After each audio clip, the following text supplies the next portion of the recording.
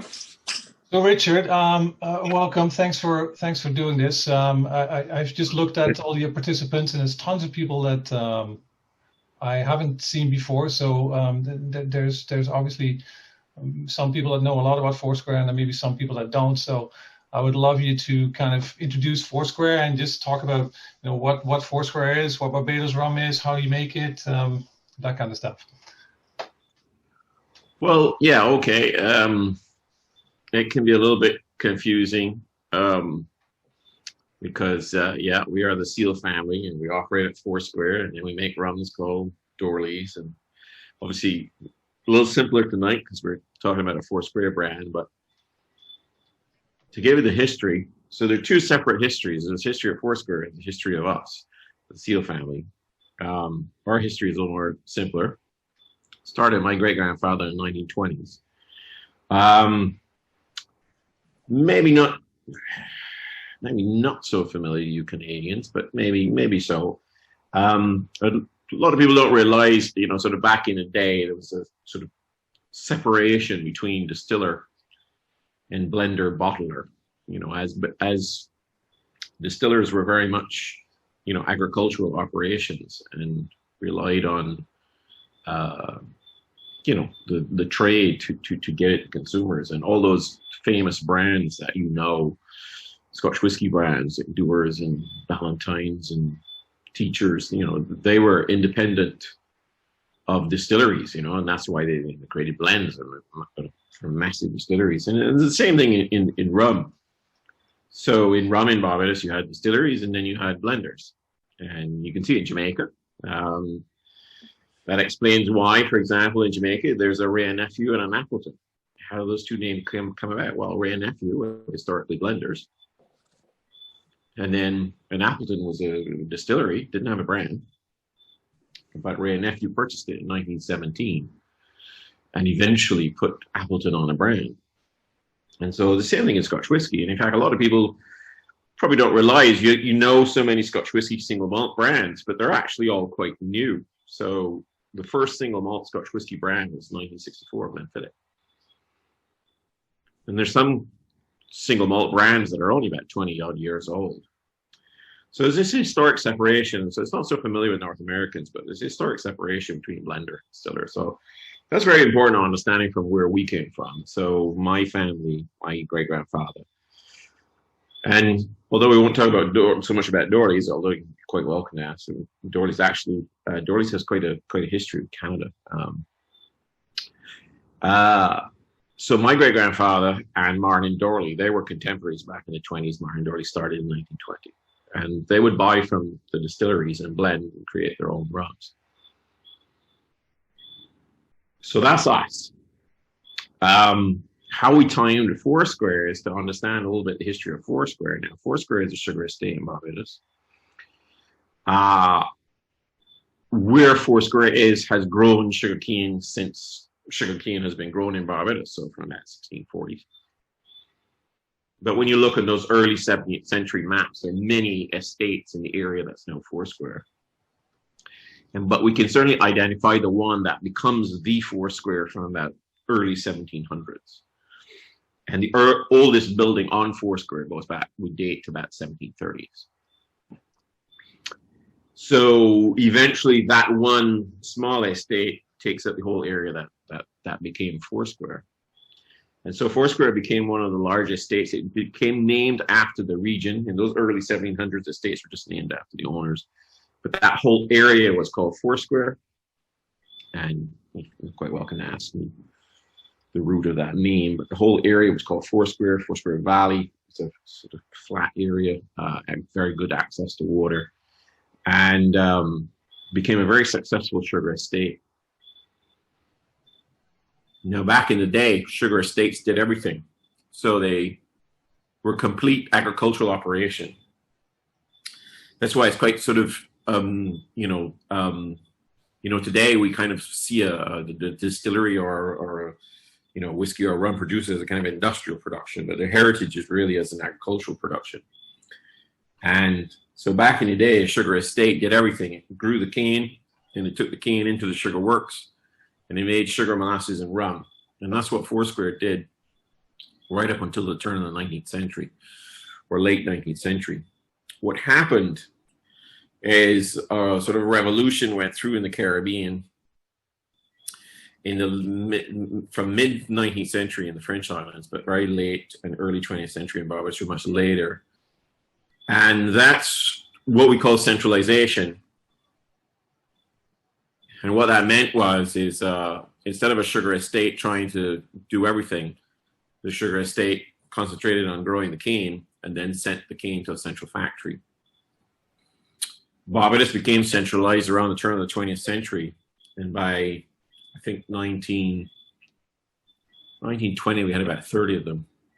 The relevance of our story is that Foursquare, being one of the larger and more successful estates, and having converted to steam quite early as well, became one of these central factories. And so it actually separated off from Foursquare Estate. So they became an entity known as Foursquare Sugar Factory. Now, just before that, or around that time, there was a loss of a lot of distilleries in Barbados. So this came about with largely because of, well, taxation. Still started to get licensed. So if you were a small estate and you only made a few thousand gallons a year, it didn't pay you to pay a still license. But taxation and whatever also suppressed demand. It was a very difficult economic time, which is what actually led to centralization. Went through a very difficult time because of competition, beat sugar, etc. I don't want to go. You can ask questions if you want to know more details on that. But long story short, Barbados went from 37 distilleries in about 1880 to about 6 distilleries in the early 1900s. And so Foursquare was one of those that stopped making rum. So by the time Foursquare became a central sugar factory, it was just making sugar and molasses. It was no longer making rum. And it continued right until 1988 as one of Barbados's large central sugar factories. As I say, the central factory started at the beginning of the 20th century. Over the years, there was consolidation for efficiency. And then there was shrinkage due to the fall of the industry. By 1970, we had 10 central sugar factories. All of them are gone. One of those 10 was Foursquare. Foursquare, as I say, closed in 1988. So what happened was we purchased it then as a derelict closed estate in 1994. And it was in really bad shape because not only had it been closed for 6 years, but as the industry was failing, it wasn't exactly well maintained. So we purchased it as a derelict closed estate, hadn't made rum in 100 years, so absolutely no link to the rum making past. But everything that had made it historically a great site as a sugar estate, and of course made it a great site for refurbishment, most importantly, of course, good access to good quality water. So we then, as I say, purchased it in 94, refurbished it, had rum making there in 96. And even though, as I say, our history is our brands of R.L. Seale and Martin Dorley, blender brands, following the trend of sort of the whole industry, we put Foursquare on a label. And so that's where the Foursquare brand comes from. So the Foursquare brand is a young brand of a sort of very old estate. So that's our two little parallel histories. I mentioned to you that the oldest building on the site is 1730. Well, the wonderful bit of fortune on that is that's the old still house. Because what happened is the sugar side of Foursquare grew, so that the old boiling house of sort of 18th century is sort of long superseded. But because rum stopped at Foursquare in the late 19th century, the old still house was just shut and used as storage. So the old still house survived, whereas the old boiling house. Now, don't get me wrong, the buildings at Foursquare are about 100 years old, the sort of the youngest. But what I mean is the ones from the 18th century are gone, but the rum making building of the 18th century is still there. So it's, it's just a building. There's no no equipment or anything like that. So that's our two parallel histories. And it's kind of an interesting history because it's a merger, if you like, of two parallels in the rum world, which is, the blender side. And blenders were all based in Bridgetown. The rum would come into the estates, from the estates into Bridgetown. And that's where all the blenders were. And for those of you who are familiar with England, we were very English style in the sense that everybody was on the same street. So, in England, all the tailors are on Savile Row and the newspapers are on Fleet Street and everything's on the same street and all the doctors on Harley Street. Well, all the provision merchants in Barbados were on one street called Roebuck Street. And so, as I say, but the rum making tradition, of course, is an agricultural tradition on an estate. So when we purchased Foursquare, it was kind of a marriage of one rum tradition, so the blending Bridgetown-based tradition, and the sugar estate making tradition. So that's a sort of interesting. The other interesting fact is that if you sort of had come to Barbados in the maybe even as recently as the 1960s, 70s, and you sort of walked down Roebuck Street, you would have found dozens of rum brands. We are actually the last family that survived. They're all gone. And if you come to Barbados, you'll see that we do bottle some old brands that, the companies are long gone. So if you come to Barbados, we bottle, obviously, Martin Dorley. We bottled Alinatha, we bottled Yessia Field. These are all historic blenders. And the other one you may know is John D. Taylor. So John D. Taylor was, again, another blender. But John D. Taylor's rum did not survive, just the Falernum. And that brings me to another point, that all of the historic blenders all did Falernum. So there was a Martin Dorley Falernum. There was actually a Mount Gay Falernum as well. So all of them everyone did rum and Falernum. But it just happened that whereas like Alinatha's rum still is bottled today, Alinatha's Falernum is not. John D. Taylor's Falernum is bottled today, but John D. Taylor's rum is not. It's just what survived. So that's us. And as I say, the significant part of that is that we were the last family. And we are one of the things that's a little bit special is that there's really kind of only a handful of us that are family-owned distilleries that are sort of, if you might say, in the global marketplace. I mean, obviously, if you go to like Haiti, there's hundreds of little small craft, little distillers. But in terms of ones that are sort of global or, have an export presence, there's very few of us. I mean, there's us, there's Hamden, Worthy Park. There's not a lot of us. So that's us in a nutshell. There. I hope that answered your question. And what about when you look at the style of Barbados rum? I mean, to me, it's always very velvety. You can recognize a Mount Gay, Foursquare rum by the style. Yeah. So that's a good question, because one of the things that, if you go back far enough in rum, you don't find anywhere near the diversity that you see today. You have a much more commonality in how rum is made. Now, that wouldn't mean you didn't have diversity, because you have diversity in Scotch whiskey. But one of the things that happened in rum is that we fundamentally changed in different directions in how rum is made. So you go back far enough, the commonality you would find is that the rums were a mixture of molasses and juice. It's a very common misunderstanding to think that the rum world is divided into juice or molasses. That's actually a very modern division. You would have found all natural fermentations, so therefore all sort of long fermentations. Everyone using dunder, for example.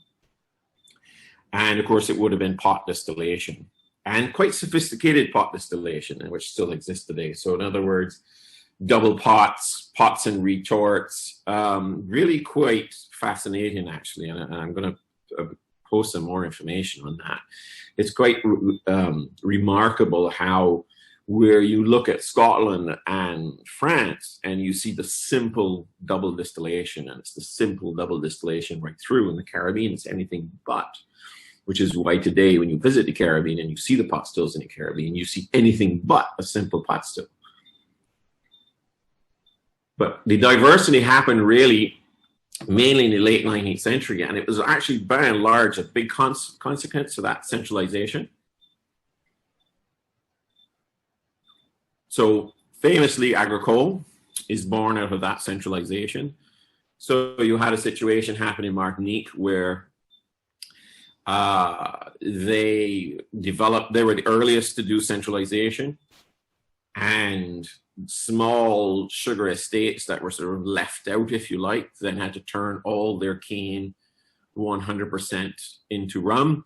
No sending, in other words, they couldn't make sugar anymore. There was no market for their sugar.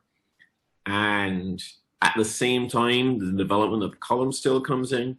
So it's that combination of 100% juice and the arrival of the new Saval stills that create what we know today as agricole. I mean, there's other factors as well, but these are the big factors. And then over in Barbados and Guyana, what happens is that, again, it's the influence of the column still, but it's a little more akin to what happens in Scotland. So the column stills come in, the column stills are more efficient. The column stills are, in our case, like very much mirror Scotland, that they're city-based. We have two large column still distilleries that arrive and are Bridgetown-based. So they're also filling the void of these loss of these small agricultural estates, which are, the taxation, etc. So they're filling the void. But what happens is they make a much cheaper rum, goes on the rum much cheaper. It's lighter in flavor, it's easier. And the same thing that happens in Scotland happens in Barbados, the genius of the blenders. So they take the pot still, or in the case of Scotch whiskey, they take the grain whiskey and they blend with the malt whiskey. Well, in Barbados, we take the agricultural pot still and we blend with the sort of city-based column still. And out of that, then, in the 20th century is largely born what we would recognize today as a Barbados rum, or what we recognize today as a Guyana rum, as opposed to the 100% pot still rum of the past. Now, Jamaica is much later to this, because Jamaica is a very, very successful rum industry, so they're much more resilient to change. And that's why Jamaica has such a strong retention of the past. So you still see natural fermentations, you still see dunder, you still see very predominance of pot still, because they were much more able to resist the economic forces of change. And so that's how we really diversified. Rum really diversified. It diversified. So sometimes when you get the question, has always been posed to me, you get the question, diversity in rum, terroir, is it, about the soil? No, it's not about the soil.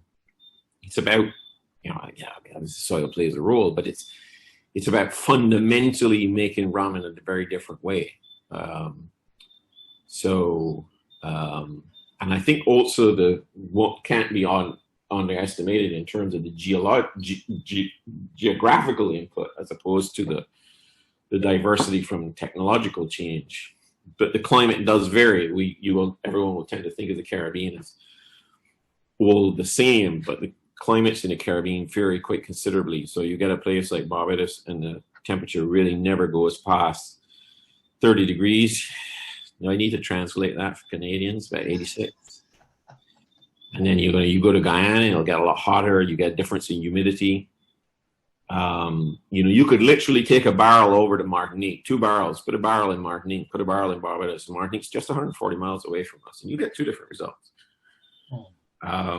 Same thing in Jamaica. I mean, you can age a barrel in Spanish Town, where Appleton is, and you can age a barrel up in Trelawney, where Hamden is, and you get 2 different results.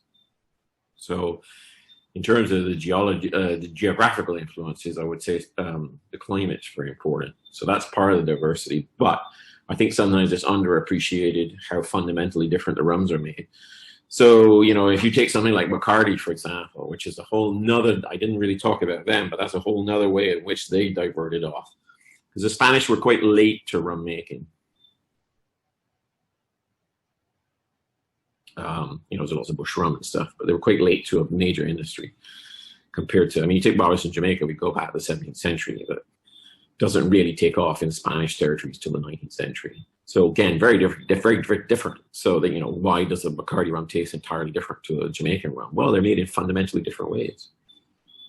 The other thing, of course, that happened as well with like Barbados and Guyana then is once rum moved away from the estates and became, you know, column still, centralization, things like that, that's where you went with this kind of 100%, you know, you were either on estate doing 100% juice, or you were central column still doing 100% molasses. And of course, you can see that very much in Martinique, where the city-based distilleries, well, there's only Le Gallion left, but, you know, doing city-based molasses as opposed to agricultural estate doing juice. So then that, as I say, that's a very modern split.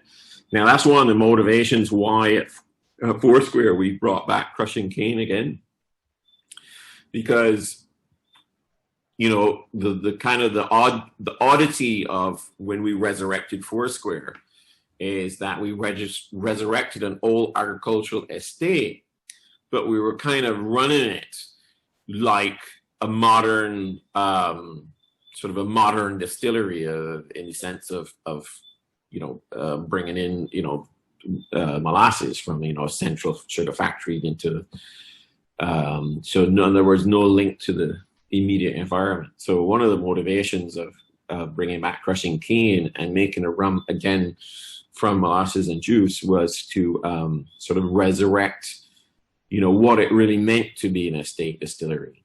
And an estate distillery, you know, really means you work with, you know, the direct link with your environment, you know. When you're looking at your distillery, I mean, you've got pot and column stills. You just got a brand new pot still, which is super exciting. And you're kind of saying that pot and column blending is tied into history in Barbados, right? But there's a lot of people who are saying, you know, why don't you just bottle that pot still? So why don't you? What is it about that blending that is so exciting? Well, it's an interesting question because, you know, the most successful spirit on the planet is blended Scotch whiskey, and it's still, you know, in terms of the sales and etc. And, you know, the fascinating thing, if you look at sort of Scotch whiskey, you can see, as I say, in this last 20, 30, 40 years, the rise of the single malt. And that was one of the things when Luca approached me, you know, one of the missions of his classification was not merely about giving you a good classification, but about highlighting the fact that rum was one of these rare spirits, I say rare in terms of volume, that are still pot distilled. And so he wanted to bring a lot of attention to that. And of course, the bringing attention to that is both the 100% pot still product and, of course, the blended product. And so that's very important. And it is an interesting question as to, well, will rum go sort of like how Scotch whiskey went, and the 100% pot still becomes the dominant? And that's very possible. Having said that, one of the things that makes rum very, very different from Scotch whiskey is one of the reasons why I think the single malt has sort of risen above the blends, if you like, is because the blends, the problem with the grain whiskey side of Scotch whiskey is it becomes too generic. So there's only so when you buy a blended Scotch whiskey, the column side or the grain whiskey side is a bit sort of generic. The beauty of rum is that although we do pot column blends, it's not a question of only the pot's different and everyone's using the same column. You go to Guyana alone have a handful of columns. Then you go to Mount Gay has a couple of different columns. Then you come to me and, well, we've got one, but it's different from Mount Gay. Then you go to Appleton and they've got, you know, so the difference with us, and that's where that word single blended comes from. The difference with us as rum as a category, as opposed to Scotch whiskey as a category or blended Scotch whiskey as a category, is that we're doing single blending. In other words, we're blending our pot and column, but each still is unique to us. So, you know, Mackay has their own column. I have my own column. Whereas when you're buying a sort of a blended Scotch whiskey, you know, there's a huge amount of brands that are using the identical grain whiskey input. And then I think a little bit what happened is, you know, some of the blends became, you know, it wasn't really a source of the most ambitious whiskey making. And I think one of the things that rum still does is we still make ambitious blends. So there's a tendency in Scotch whiskey for the blends to be kind of the run-of-the-mill stuff. Whereas I think that you will continue to see ambitious blends from the likes of Demerara and Appleton and us and Mount Gay. And St. Lucia, for example, as well. And St. Lucia is an interesting story because, you know, once upon a time, all the islands were all pot still. And then they were just too small to keep the inefficiency of the pot still. And the column still totally took over. So it totally took over in Antigua, St. Lucia, St. Vincent. But Laurie Barnard had the foresight to resurrect it and bring back the pot still and make blended St. Lucia rum again. And of course, the genius of that is, you know, has really was all there to see in the last couple of years. Which we are enjoying a lot. So that's why I think what will happen with rum is you will continue to see great ambition with the blends. And as long as you do that, the blends will have their place. I think if only the ambition went with the pot still, then the pot still would dominate. But as long as you have the ambition, then no, I think you know, we will be a little different in Scotch whiskey, and blended rums will continue to. But getting back a little bit back to the direction of your question, yes, I mean, one of the things you have to do is you have to kind of respect your own style. I think that's a little bit underappreciated that, you know, when we come and export rum for the first time, that, you know, we've been making rum for our audience. You know, I did see a comment the other day when someone tasted something from Trinidad distillers and they were sort of saying, and it was great, you know, why don't they make this instead of that crap that they make for the Trinidadians? Well, that's what the Trinidadians like. And you have to respect that. You have to respect the fact of the style. I mean, if you carry a beautiful Jamaican rum and you carry it to, you know, Puerto Rico, he's going to think it's a little bit strange because they have developed a different appreciation of a different style, and lighter style, very elegant. They want very, you know, they want their rums very perfect, very flawless, very clean, very, and, you know, that's the evolution there. So, you know, first and foremost, we always have to make a rum that, you know, that we think is a Barbados rum, and Barbados rums are very popular, and they've always been popular and respected. You know, I don't want to make a Jamaican rum, and the Jamaicans don't want to make a Barbados rum. And I think so that's very important. That's where we're grounded. So so that's a mitigation in terms of whether we would come out with 100% pot still rum. We still want the rum to be very identified as a Barbados rum, and of course as a Foursquare rum. Now, when you do make a blend, how do you decide what it's going to be like? For example, the LCBO release. Some people have asked, why is that only 48%? Why is it not a higher percentage, for example? What is the thought behind making these kind of blends? Well, if I give you the story of that one, you'll be amazed that I even did it at 48. So what happened was so the LCBO came up with this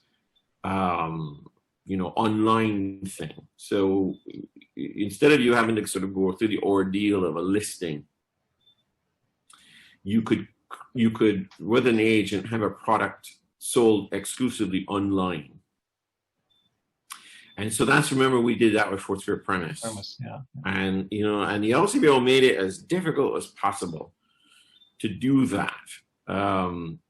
We had to ship it in by Air Canada because the LCBO, what the LCBO does is they work with a freight company, and the freight company gives them a tender for all the freight routes. So if there's no route from Barbados to Toronto, then you can't buy anything that way. But for whatever reason, whatever strange thing is, you can fly it in. So we had the fly-in premise.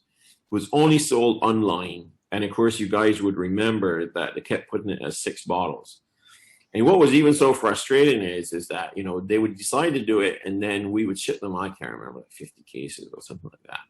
But instead of them putting the 50 cases online, they'd put like 10. So it'd sell out.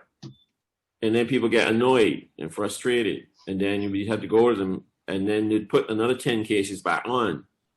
And then they'd reset it again. You had to buy a minimum of 6. You know, so they'd put that on and then you'd fix it and then they'd put another set on and they'd undo the fix. So anyway, so after that, and obviously they were quite impressed with how it sold. So after that, they said, well, my agent said there's a tender coming up they want a rum and they want a rum from for their rum shop in the LCBO. So we sent in a rum. A 12-year-old rum, and they said no, it didn't meet the panel, didn't like it. So then I had a look at what rum shop was, and I said, there's no way in hell I want my bottle of rum anywhere near this thing called rum shop because it's full of shit. So then what happened was, apparently, is somebody higher up in LCBO sent a message down saying, resubmit. And my agent said, hey, that's very unusual. So, because I wasn't resubmitting, I was like, fuck it. I don't give a shit. Like, you know, I'm not selling next to bamboo. Sorry. some standard. So anyhow, we resubmitted and hurrah, yes, it was selected. So you make me laugh when you say cask strength. I mean, I've had to just fight against bamboo in that. So, and a first rejection. So we actually think 48% is very ambitious.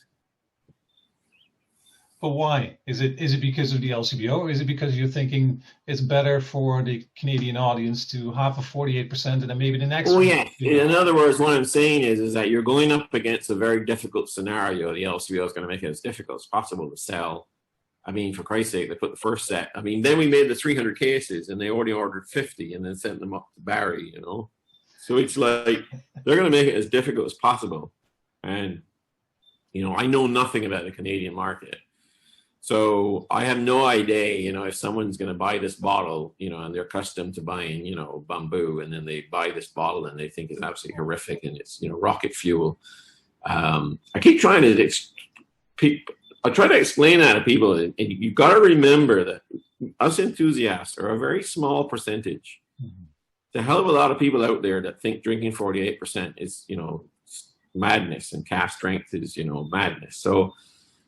So the point is by doing it 48 is I'm doing it at a strength that I think is, as you know, we've had these discussions, you know, historically, and it's a good point to bring up about the blending. So, you know, historically the spirits were made around 60% is what they came out of the still at. And they were drunk at 60%. And then when blended Scotch whiskey came around, they used to do it about 44 to 48% because they were balancing profit and flavor. So you watered it down to get more profit. But they knew if they started to go much below the high 40s that it really negatively affected the quality of the spirit. So when you look in the old labels, you know, you will see that. And 40% really came after World War I. And I can give you the story behind that if you want. So 40% is not really a strength that we would create. No, you know, no blender would really sort of choose to do 40%. So 48 is a good compromise because it's kind of a sort of historic blend. There used to be a law in Jamaica, for example. I think the minimum strength in Jamaica rum is about 45 or something. It was stated in British proof, so it sort of works out, so 45 or something or whatever. And, you know, and that was also about protecting, you know, Jamaican rum, quality Jamaican rum. So when we do that 48, it's about sort of protecting the quality of the rum, but, you know, not chasing people away with cask strength because people are not used to cask strength. Oh. And also taxes. You know, you pay taxes on strength, and we're already expensive because we're flown in by Air Canada. You know, we're expensive. I mean, I make no money on this. By the time you deduct everything off, it's just you know, it's about just having a presence in Toronto. I mean, by the time you do the you know, you got the gross on one side, and by the time you take off all the debits. So why did you do it? Just presence, you know, it's just being a presence in Toronto. I mean, it's a stepping stone. And I mean, if you go back a few years, we used to do the Dorley's XO in the summer program, and we used to do the summer program to try and get a general listing. So you do the summer program, and by the time you spent the money on the summer program, you didn't make any money, but you wanted to get a general listing. And then when we got a general listing, we found that unless you spent like 8 to 10 grand Canadian, you weren't going to keep your general listing because you had to spend money to be on all the promotions. And if you weren't on the promotions, then the other products that were on the promotions would sell. This is one of the reasons why Canada is a very frustrating market, because it's not a very well developed liquor market. In other words, an enormous, you might not like to hear this, but an enormous amount of your sales are basically, this is what's on special this month. $1 off. Yeah. And that's tough. Whereas, you know, that's less of a problem when I'm shipping to the, you know, London and you know, American city. Because again, don't forget, you know, we don't sell in every city in America. We just sell again in places where you can have the kind of high-end liquor store and stuff like that. So Canada is very tough for someone like us. It's very tough because it really is it's a kind of an environment. When I say Canada, I should say, it's be more specific, Ontario. It's a kind of a situation where you're kind of only selling in a big ticket store, a big, you know, sort of, you know, it's not an easy market, which you can see. I mean, you know what you see there. You're not exactly seeing a great selection of very exotic spirits. No, but even though you're saying, you know, you're not making any money, how do you feel about how it's selling though? First premise, I think it did really well. How do you see this release doing? Yeah, it's done great. I mean, they only ordered the bloody 50 cases, and it went in a flash and made everyone think that it was all gone. And yeah, and you know, things like that, that causes a loss of trust. So if I say something is limited, and then the 50 cases arrive, and then it sells out, and everyone thinks, oh yeah, well, it was limited, and then it pops back up again. Not everyone knows the whole story. So then it's not good for your brand. It's not good. It sends a kind of a mixed message. Oh, it's limited. Oh, it's not limited. Oh, it's gone. It's back. It's not good. It's not good. But what does it? How does it? Did it create a base for further exploration? I mean, are we looking at potentially more Foursquare releases or Dorley's releases in Canada?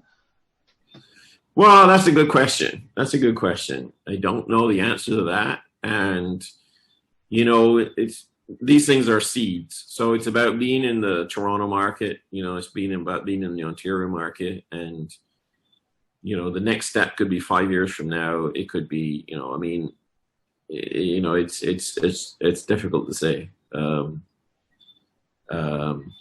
about different provinces, like Alberta, for example, or? Well, exactly. Well, so the thing about Canada is that, yes, those are much more liberal, but their markets are much more smaller. Right. So the obvious other ones would be things like Quebec and, you know, like New Brunswick and stuff. But, you know, out west, yes, it's great. It's more liberal. And don't get me wrong, it's growing. So, you know, 10 years ago, selling a rum out in, you know, or 15 years ago out in sort of, you know, Alberta or that would be very, very tough. Well, obviously it's better today. You know, rum's more known today, but it's still a tough. It's still a relatively small market. You know, and the thing about us is, you know, at the end of the day, we're still small. I mean, you know, you're looking at the export manager right here. So, you know, right now we're probably giving more attention to places like, you know, New Zealand, Singapore, the these kind of places at the moment. But as I say, we are giving some attention to Toronto, obviously, with this one. But it's planting seeds, and as I say, what happens next will. But certainly, the good news is that it's sold well. So the good news is that the most important thing in a sense has been achieved, that the LCBO actually knows who we are and knows that people want the rum. I mean, that's kind of that's priceless. Because you got to remember, turning up to the LCBO. I mean, when you're sitting in front of a spirits buyer from the LCBO, you're very lucky if they know anything about rum at all. And I'm talking even if they're quite good buyers. If they're quite good buyers, because sometimes you have a buyer and they're more interested in wines, or they're more interested in. Everyone has their own personal preferences, so you're not necessarily going to sit down in front of someone who's going to be the rum enthusiast that you hope they'll be. And they're also bombarded with the same misinformation as anyone. When you look at how it's sold, and I mean, I'm looking at the rum groups and stuff, and how much questions there are with Foursquare, how much enthusiasm there is, and how much irritation there is too, because people can't get it and whatever. But how quickly it's being sold, and how many people are asking for it. That I've never seen that with any rum other than Foursquare. So I mean, it's definitely going very well. I mean, Oh yes, well, as you said, the 50 cases disappeared in a flash. Right. I don't know the situation with the other 240 odd cases. I mean, one of the bizarre phenomena that's happened with Foursquare is, and you might think that it sounds after the fact easy, but I'll release a thing in Canada, and people in America want to buy it and say, well, why don't you just buy the one in America? No, I want that one too. And it's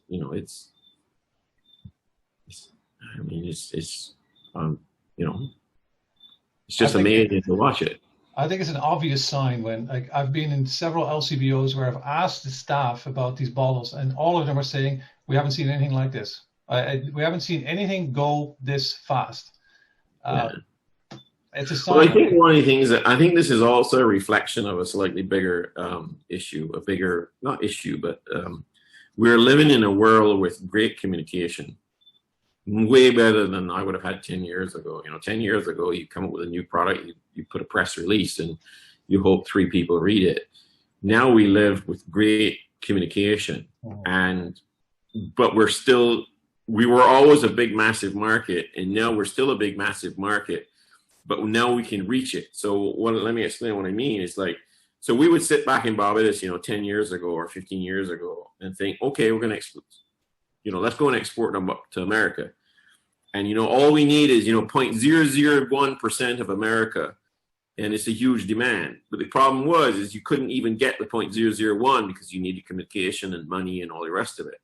Now you're getting that 0.001. I mean, we're still, microscopic in terms of LCBO sales.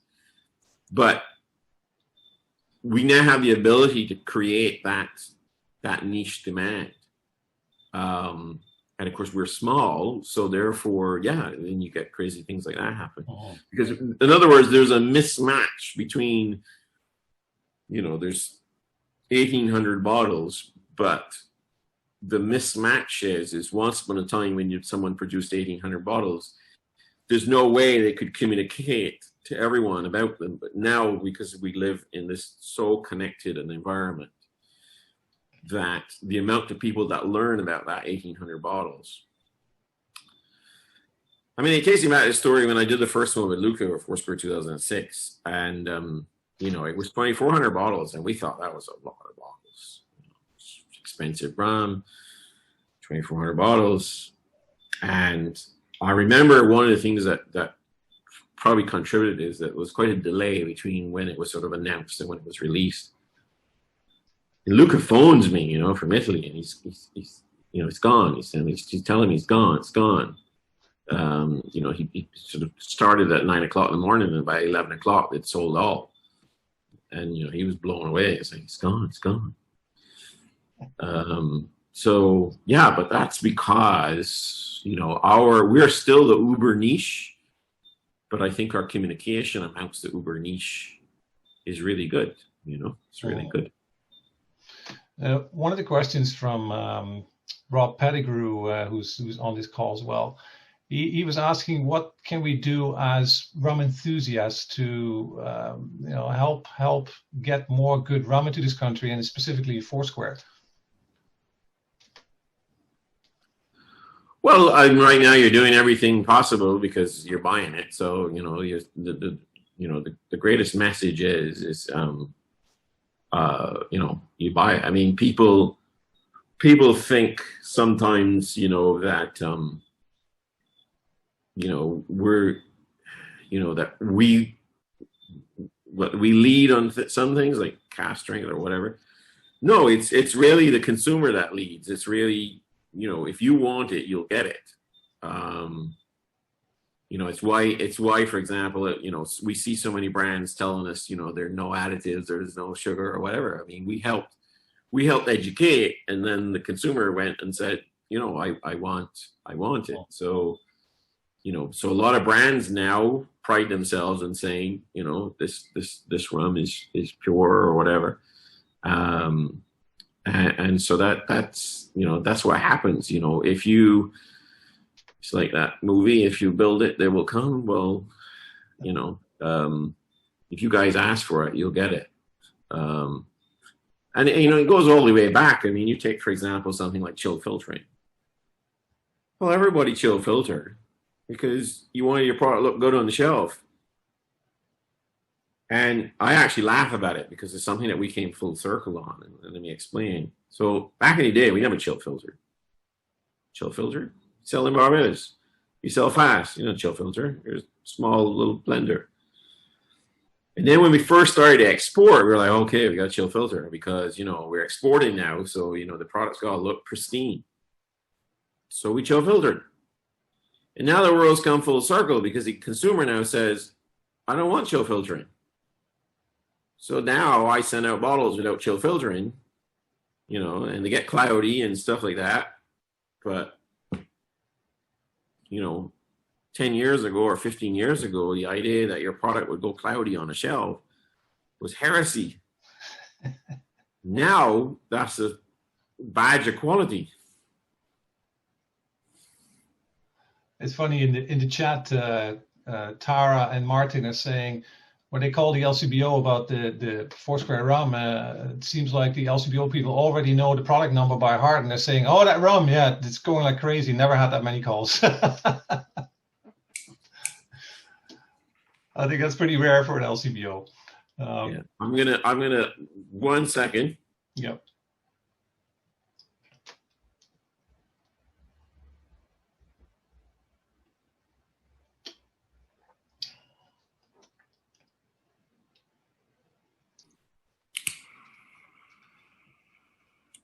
An essential. Yeah. If we can go back to your rum making, I have a few questions from people. One of them I thought was kind of interesting. He wanted to know if there's ever been an ECS blend that you were working on that didn't work out like you wanted to, and what did you do with it if that's the case? Like I didn't sell it. No, you were making it, you're tasting it, you had something in your mind as a creator, this is what I want to accomplish, and you just, it didn't work out that way. What do you do? Well, I wouldn't say, I'll give you the one story, which was with Zin. I wouldn't necessarily say at that point we'd got as far as the particular product, but the story with the Zin barrels, which is, the Zin barrels was literally the family, we knew the family, where they came from, the winery, and they're like, yeah, you want some wine barrels? Yeah, give me some wine barrels. It was a really very casual project. The thing about wine is they buy good barrels. They buy better barrels than spirit barrels. So anyway, I get these Zin barrels, and red Zinfandel. It's a very, pretty robust wine. And I put a 5-year-old rum in there, which was probably not a good idea, but I put a 5-year-old rum in there, and I can't remember the first time I tasted it. It would have been a couple of years in. It's, it's not, you think about maturation; it's a very slow process. So, you don't put rum in a barrel and then next week check it. I mean, take your time. So I remember checking it, and you know, I don't know if you guys have heard give me the story, but I got it a few times.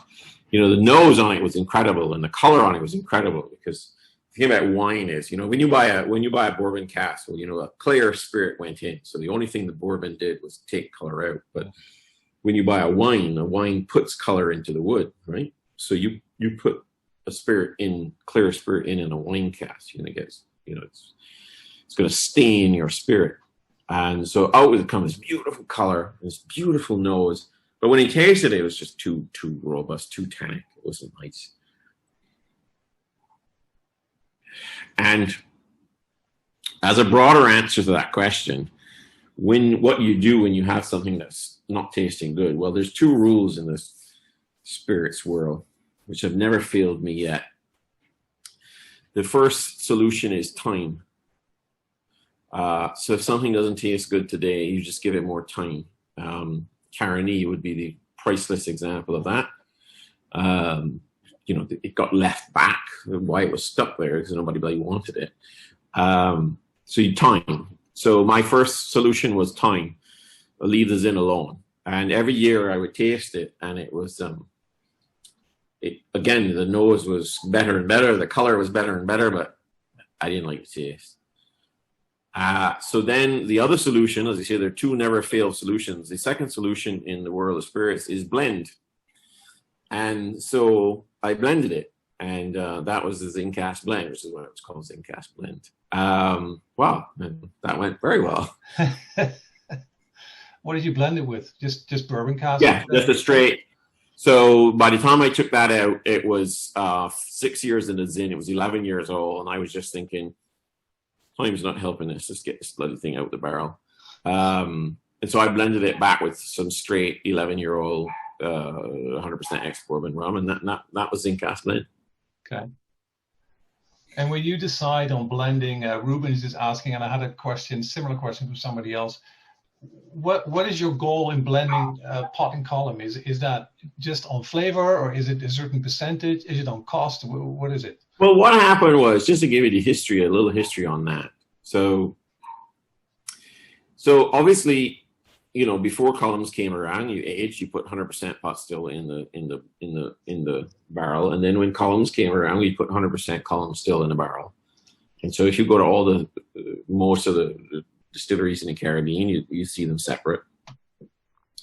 And you know, the one thing that I did slightly differently was, and I started this early 2000s, was I said, right, well, I'm not going to blend 100% pot, and I'm not going to blend 100% column. But what I didn't do was create a rainbow of ratios. So all I did was to take what was hitherto a pot still spirit and adjust it slightly with a column still, and take all my column still spirit and adjust it slightly with a pot still, and then age. So my mission then was to basically produce a new kind of pot still, which was a little bit better than historic pot still, and a new kind of column still.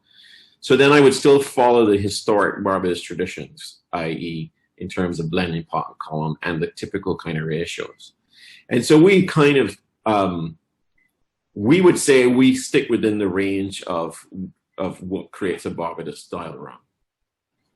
Okay. But even though I pre-blend, we still do that. And I like to always explain that I don't just pre-blend any random, you know, there's not a myriad out there from 0% pot to 100% pot.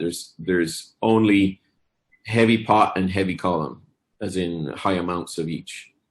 Oh. And that's how we do it.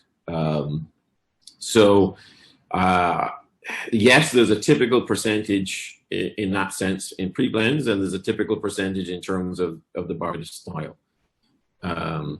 Yes, there's a kind of a range. So I remember, for example, I've seen this actually with us on Matt. So when I did the Foursquare 2013, you know, we get a lot of comments like, I didn't know you did rum like this, or that's a little bit Jamaican. And Mangay had the same thing with their pot still. It was like, I didn't know Mangay did a rum like this. And yes, we do, but our style is not that 100%, you know? So And that's what I explained to when I released some of those high ester rums. And, you know, I try to explain the mission is not the esters. The mission is the style of rum, just that style of rum. To make that style of rum is going to have a lot of acidity and it's going to produce lots of esters. But, you know, everyone's like, well, why don't you sell it and release it 100%? It's like, no, there's no way. I mean, I say no way. I mean, it could be like the 2013 where I do a couple 100 bottles for Luca or something like that. But it's not going to be a mainstream Foursquare release. And when's this happening? Because I know some of you guys might go nuts for it. Yeah. When is this happening? Sorry? When is this happening? The high ester? Yeah. Well, I don't know. I'm surprised Luca actually hasn't badgered me for it yet. Me too. No,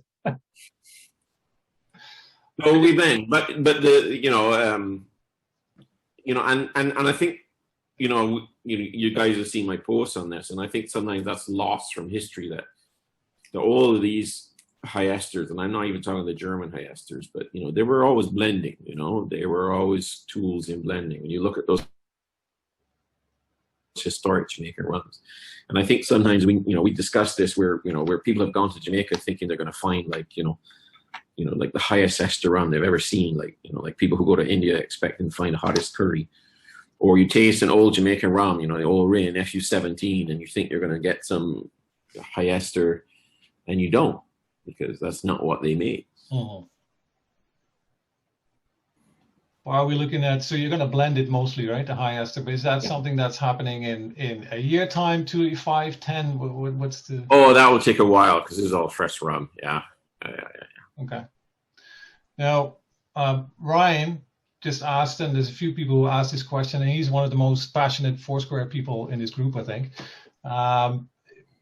What your favorite rum is that you've made? I don't have a favorite rum.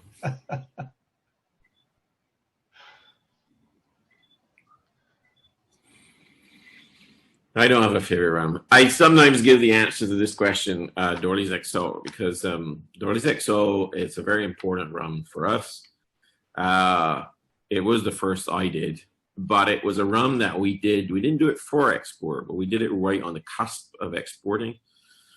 And that turned out to be really good, because obviously when we first started exporting in those early 2000s, having a rum like Dorley's XO really, it was really attention grabbing. It was really, things were pretty thin out there in those days.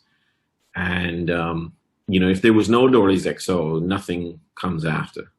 If there's no success for Dorley's XO, this, that's the root of the whole everything that comes after. And it's still, if I pull it out occasionally, I sort of remind myself, hey, this is pretty good rum. But I think in general, you favor a lighter rum over the heavier rum, no? Well, it's not so much a lighter heavy. It's more about balance, and it's more about not having off notes. And so therefore, everything in when you're doing that, everything's a little bit of a compromise. So, and it's also a constraint within the aging. So let me explain that, what I mean by that. If I make a very heavy rum, let's say, and it's a fairly rough distillate, and it's fairly metallic, and it's fairly floral, and it's fairly pungent, but I know I'm going to be able to age it for 15 or 16 years, then that's not a problem. But if I'm 10 years ago me, 15 years ago me, and I'm selling products like Dorley's XO, and I've got 6 or 7 years to age the product, I can't have an off note distillate. You get me? I can't make 10 years ago, 15 years ago, I can't make a Caroni style rum, because I don't believe I'm going to have Caroni style time. So why am I doing things like the high ester? Well, because I know now I can invest in the time that these things will need. So I think it's, we do rums that we, obviously the Barbados style. So, and, Barbados don't like, off flavors. They don't want, You know, if you make it dirty like Carnegie, then I'm going to touch it. And then, yeah, I've always loved balanced rums, and I've always loved soft rums. So again, everything's a trade-off.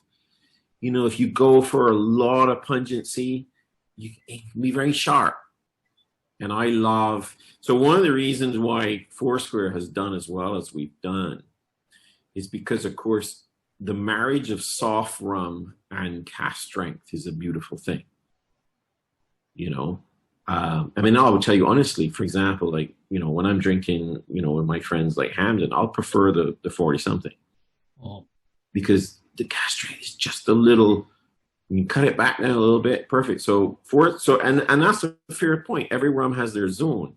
So one of the things that with Foursquare is our zone is that sort of 55 to 60% zone, right? Because our rums are very soft, and that's very much sort of my influence in the sense that that's what I like. I mean, I prefer Burgundy wine over Bordeaux. Why? It's softer. It's just my own personal. When you look at your give me a New Zealand Pinot Noir any day. That's my everyday wine. The way you handle casks, you know, obviously the majority is ex-bourbon, but you have a lot of different ex-wine casks. And when you have aged a certain rum in it 10 years and you bottle it, what do you do with the casks? We refill them. So that's one of the, you know, when we do rums like those vintages, like 07 and 08 and stuff like that, they're a blend of first fill ex-bourbon, second fill, third fill, fourth fill. So the different casks, you know, they bring different elements to the blend. So if I put fresh rum today in a very old bourbon cask, as opposed to a first fill cask, I get a very, very different rum. I know, I mean, if you take, for example, you know, speaking back with like the Spanish guys, one of the genuine Spanish guys, not the doctored up guys, you know, they make very light distillates, but they won't use a cask past 10 years because they're very dependent on the cask. That's their style. Whereas now us, obviously we're not as heavy as the Jamaicans, but we're obviously not as light as the Spanish. So we can be a little more flexible with casks. And then, of course, I also do the rechar as well. So I have that option. But yeah, it's a very important point because when I go and I buy casks, it's really about the quality of the cask. So that's why when someone says, well, I bought a cask and I finished whatever for 6 months, I can't take it seriously. Because was it a good cask or was it not a good cask? And if it was a good cask, why are you only using it for 6 months? Those Zin casks, they're refilled. You know, we use casks for years and years and years because, you know, they have a role to play in years and years and years. And, you know, some of the like the sherry casks I buy, like the ones I have coming now, I just placed an order. I have some on coming. They're 15-year-old sherry casks. They've had sherry for 15 years. Then we will use them and refill them. I mean, we will, you know, so, you know, a rum like Principia, you know, it was 6 years in sherry casks, but when those casks were filled, those casks were like 15 years. They were like overall like over 20 years old, but they had already been in rum for at least 10 years. And this is where it comes down to buying good quality casks. So it's not, you know, it's not a gimmicky finish. It's about, you know, using a really, really good cask. So like I've been buying some French oak casks out of Chile. And these are basically some of the best casks in my entire warehouse because the Chilean winemakers, one of the best winemakers on the planet, they go out and source the best French oak that, you know, costs, you know, many, many times more than a bourbon cask. And the good thing with Chile is not a lot of secondary demand for casks in Chile. And so, you know, you have this sort of mismatch in that you have this world-class winery and, you know, very little demand for the cask. And so they send the cask to me. Now we will steam those casks because the low alcohol wine will spoil. And those casks, are phenomenal, absolutely phenomenal casks. They will be used for many decades. It doesn't make economical sense for you guys to sell casks, I guess, right? When you're after you've the first time. We started actually to sell just a few because we're okay now, but generally no, because it's very old casks are part of my aging program, and we also have a demand now for refill recharge casks. So I have to. So we don't release casks as much as some other people. Like, as I say, like you go to like a Spanish producer and they're like, after 10 years, oh, get rid of that cask. So they will release more casks than we would. But yeah.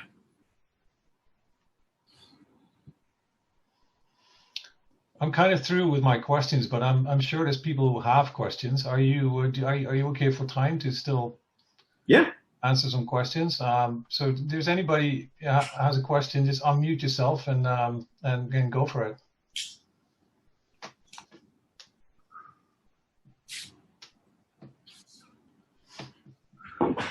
No one asked me what I was drinking. Who dares? It's probably something sugary. It is. Yeah. It's Charisma. Okay. Now that I should have sell in Canada. Does the Charisma have cream-colored wax now?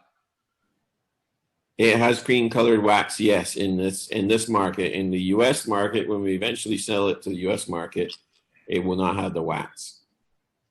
Okay. That's because Pernod Ricard, who own Maker's Mark, will threaten to sue you if you use any dripping wax. And while they probably wouldn't win, no one has a couple of $100,000 to fight with them to prove it. Right. They claim that they have trademarked the dripping wax. Mm-hmm. So we don't mess with them.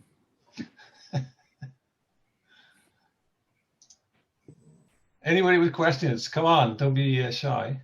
Have I missed anything from that window? Go ahead. So if you had somebody from Alberta approach you and say, hey, we want your rum in Alberta, because I know you touched on LCBO quite a bit, and you would say, I know Alberta has a lot less red tape. And would you have a number in mind saying, okay, we'll make some rum or we'll sell you some rum? Would you consider that to a better degree of selling up here in Canada? And yeah, I sometimes even forget what the hell I'm doing. We are in discussions for doing some more in Canada out west. And as I say, there are a number of possibilities. Doing something with like Dorleys, or doing something with Probitas, or doing something with Falernum. Yes. So as I say, right now we're planting a seed here in Ontario, and it could lead to yeah. So yeah, I wouldn't like you to think that it's all of these things are possible. And I should have mentioned that there were besides the ECS, because one of the problems with the ECS, why you wouldn't necessarily get ECS, very simply, is take for example, I've just done Red Top, and it was 1,000 cases for the 750. Now there's no way I can look at my American importer and tell him, I'm sending 200 cases to Canada, so you can't get 1,000. It's just not going to happen. So that's the reason why you're not going to get ECS in any hurry, because I mean, I already have enough even demand now in the Caribbean region, which is impacting my demand for 750. But things like Falernum or Probitas and things like that, which don't have constraints on volume, these are all possibilities for Canada. And of course, doing these special things, because the beauty of doing these special things is that, you know, why we did this is then, you know, my U.S. importer doesn't call me up and say, I need some of that, because no, it was done for LCBO. Oh. Well, the good thing about Alberta is that we can get it now in Ontario too, right? You can ship it now. So I mean, as you say, we are, you know, exploring these possibilities, and yes, because out west is a little easier. So it's more easier to think of out west getting something like Probitas than trying to convince the LCBO what the hell is Probitas, you know? But logistics, of course, is a big problem. Logistics is a big problem. A lot of product that you get in Canada, of course, is supplied to the US. I mean, you take Real McCoy, for example. That doesn't come from me because, again, the LCBO problem of shipping, that will come from their US stock. So why couldn't you do something like that? If you sell to the US, why couldn't you have Foursquare? Because my US importer is not going to be thrilled if I phoned him up and said, I want some of your stock for Canada. Right. You can just send additional stock, but he'll want it to sell it, I guess. Correct. Yeah. But, you know, it's not that easy in the sense that, you know, if I did 1,200 Red Tab, you'd be like, well, why am I not getting 1,200 Red Tab? Yeah. But don't get me wrong, too. There's a little bit in the back of my mind as well. It's all about, remember, in the U.S., we will sell a product like, you know, the vintage stuff in the U.S. And then you get these stories where, you know, one poor store had 5 cases and, you know, I had 100 people with those 5 cases. And then there's another store in another state. And it's just, you know, it's 2005 still sitting there on the shelf.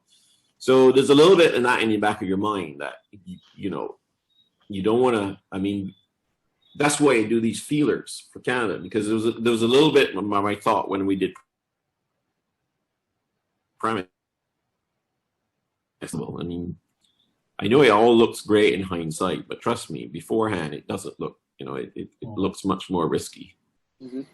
When you look at Dorley's XO, for example, I mean, the prices in the States, you know, you see it sell for $20 and yeah, but it won't be that price in Darrell, Canada. No, for sure not. But I mean, as Canadians, you look at that and you think, okay, it's never going to be that cheap. But still, here it would be a somewhat affordable rum.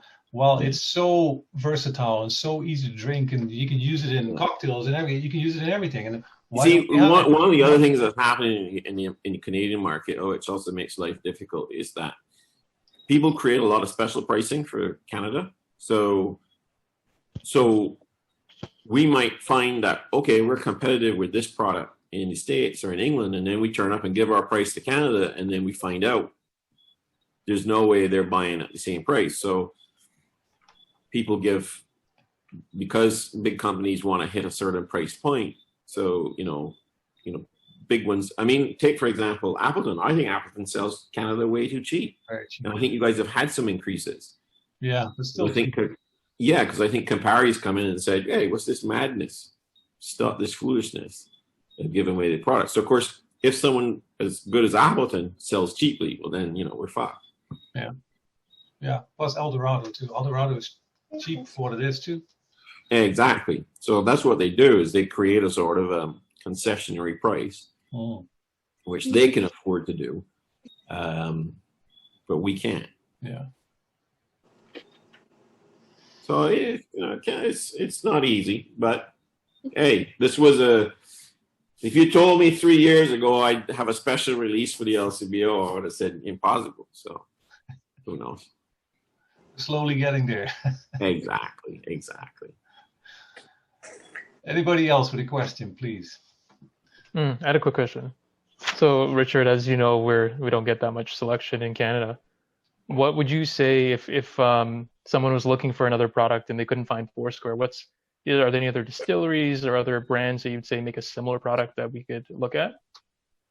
Oh, yeah. Well, you know, I'm outside of Barbados.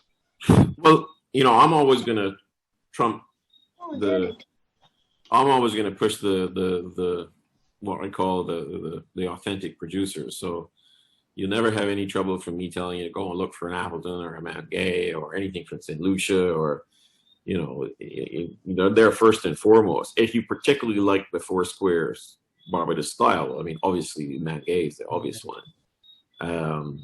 But yeah, I mean, for me, it's all about support the genuine. So in other words, for God's sake, don't buy bamboo and all that shit, you know. As long as you're in the, you know, as long as you're one of the real stuff, I'm happy. What about any like Spanish style or Latin American rums? Are there any that you would say that you might recommend? Oh, Don Q for sure. And you know, I'm not going to kid you. I mean, if you love, you know, like Jamaican style, you're going to probably find Don Q too light for you. But as a perfect exposition of the Spanish style, I think they're fantastic. And they had a sherry cask release, which I thought was beautifully done. Beautifully done.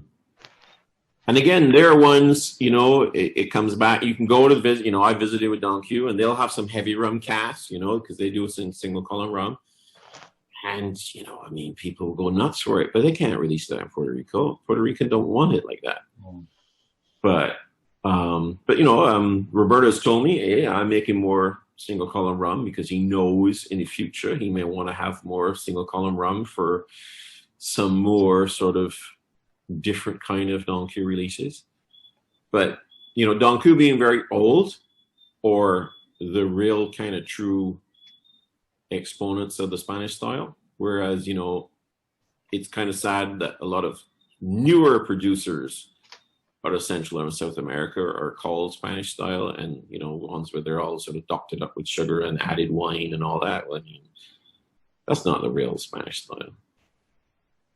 The real Spanish style is like what Don Q does. It's not what we can get here, though. The real Spanish style. Well, I guess you don't get Don Q there in Canada. No, Santa Teresa would be the only one that. Yeah, they're not bad. Yeah. But Don Q, no. And again, because Santa Teresa is quite an old brand, so again, that's why you see. And then, I mean, this is a thing I always tell people, you know, when these things about sugar and stuff come up and somebody says, oh, it's a history of sugar and rum. It's like, bullshit. Look at all the oldest producers. Just look at the division. Once you see an old producer, you don't see sugar. So you look at Martinique, look at St. Lucia, look at, you know, and then when like Guyana might pop up, also, but no, the El Dorado brand was created in 1992. If you look at the history of Demerara, they have been shipping decades and decades of shipping rum to you know, for all the brands, and they never had any sugar in it. And it's the same thing. If you look at the old Spanish guys, whether it be Don Q or you look at Santa Teresa, you don't see any of the shit.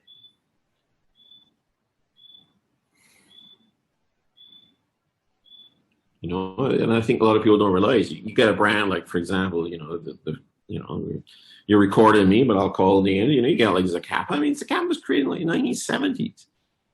You know, 1970s, not 1870s.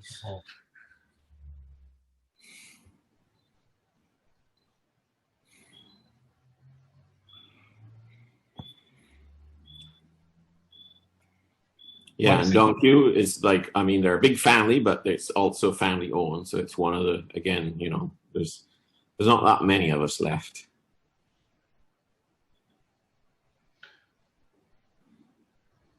Maxime is asking about Martinique rum. How do you feel about it? I mean, it's so close to Barbados, but it's so different at the same time. All right. Well, this is the thing, and this is where when you get this discussion about French style and English style comes in.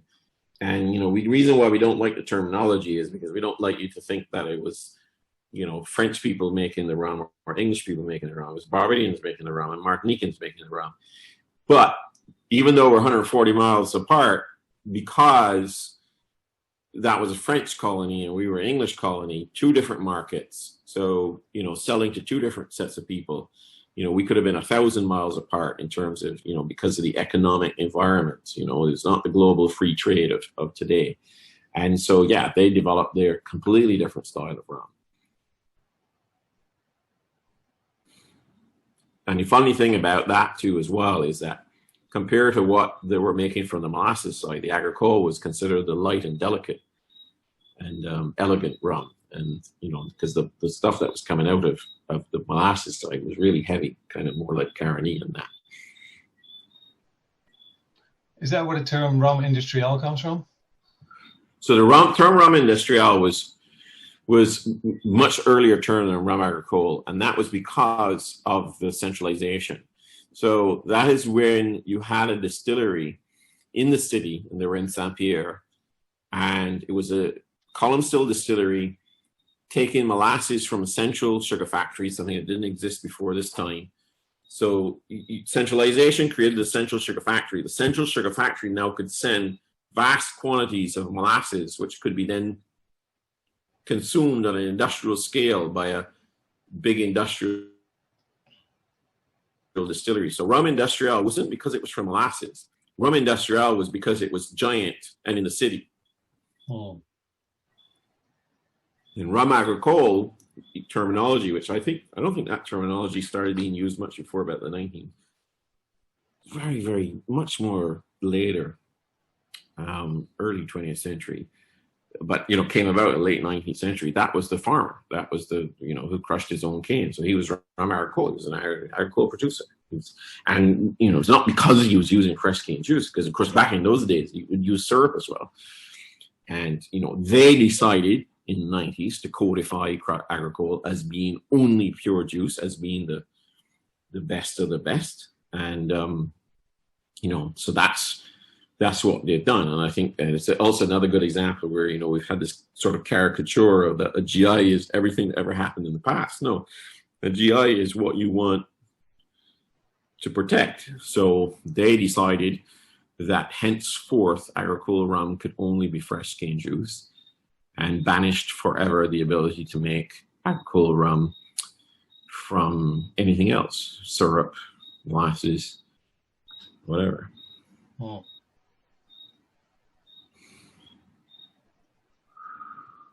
What's the, you mentioned your GI. What's the, how's that going in Barbados? Well, we're hoping to hear very shortly that it's registered. So it sounds like it's going the right direction. Yeah, no, the one that is to be registered says aged in Barbados, no sugar. But, that'll just be the beginning of the fight, to be honest with you. What will happen after? Well, it'll be very interesting. There's a number of ways that could go. You could have a scenario where the product doesn't overtly say Barbados rum, but gives you every single impression that it's a Barbados rum. Oh. And it's a non-compliant rum. And then those kind of things then end up in court and get drawn out. And of course, while they're drawn out, the product's still on the shelf. I mean, you take, for example, Bamboo. It doesn't say Barbados rum anywhere on it. But in all their literature and everything, they speak about Barbados. Mm-hmm. So imagine you're the owner of the IP Barbados rum. So you decide, oh, I'm going to sue Bamboo because you're misleading people. And Bamboo says, oh, no, I'm going to fight it.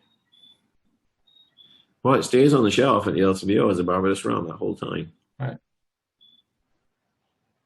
Because I'm sure that if you go in the LCBO, they'll tell you it's a Barbados rum, right? Mm-hmm. I'm sure the little sticker underneath says Barbados rum, right? Yeah.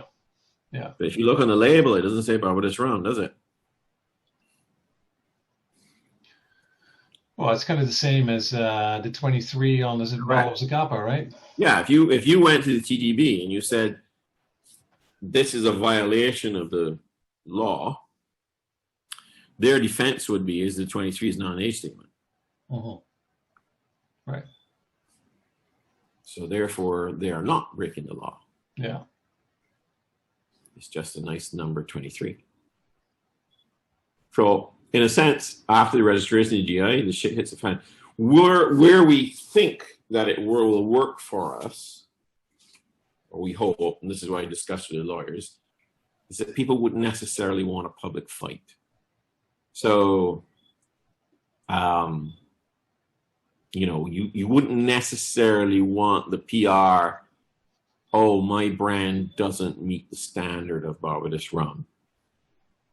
So you're hoping that when you write a non-compliant brand that they behave.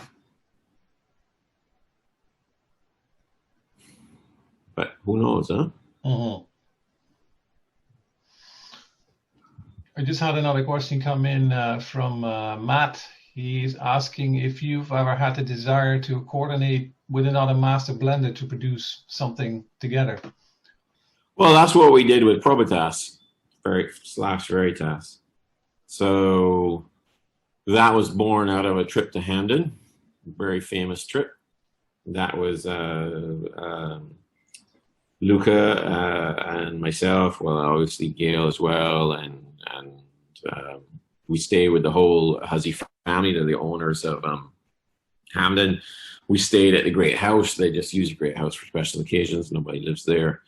We stayed the whole weekend at the Great House, and out of that weekend, that was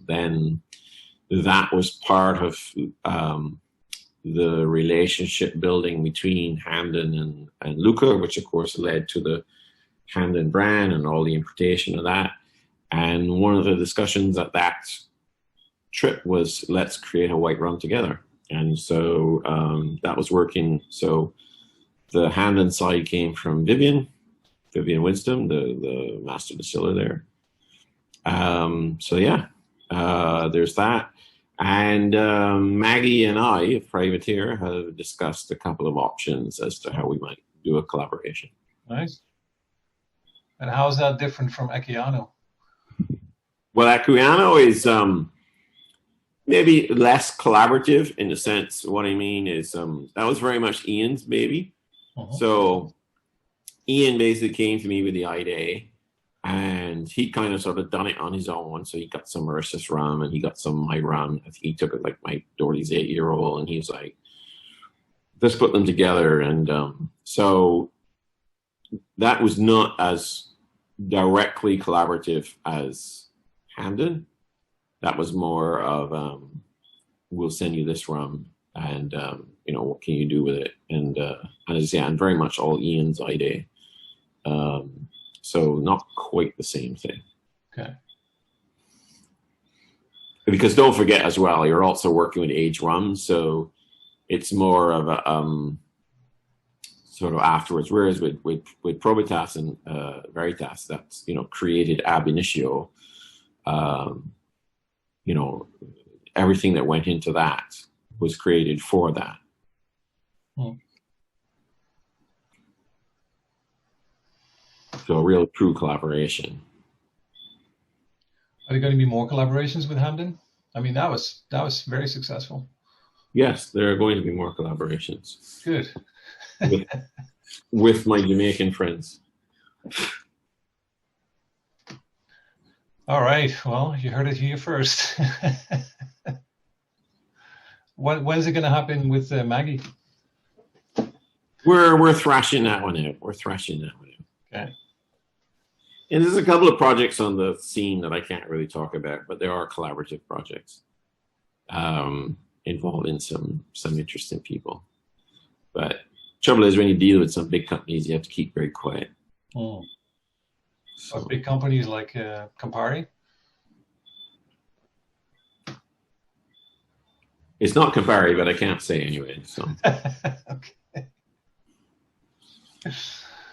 All right, guys. Any other questions for Richard?